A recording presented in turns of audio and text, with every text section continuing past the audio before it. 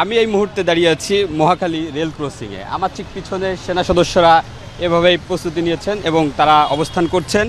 এবং তার ঠিক একটু সামনে, আমি যদি একটু এদিকে দেখানোর রিকোয়েস্ট করি, একটু সামনে পুলিশ সদস্যরা আছে এবং পুলিশ সদস্যদের পরে তারপরে ঠিক বেশ খানিকটা পরেই হচ্ছে রেল লাইনের উপরেই আন্দোলনরত শিক্ষার্থী এবং আন্দোলনকারীরা হচ্ছে অবস্থান নিয়েছে। এবং তাদেরকে আসলে এখানে কিছুক্ষণ পর পর মাইকিং করে সিকিউরিটি ফোর্সের পক্ষ থেকে বলা হচ্ছে তারা যেন সামনের দিকে না আসে। একটা শান্তিপূর্ণ সহ অবস্থানের কথা বলা হচ্ছে এবং শান্তিপূর্ণভাবে যদি তারা এখানে অবস্থান করে তাহলে কোনো ধরনের কোনো সমস্যা হবে না বলে মাইকিং করে জানানো হচ্ছে।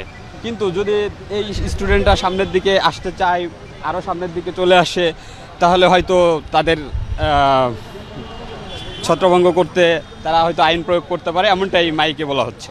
এই ছিল এখানকার সর্বশেষ খবর।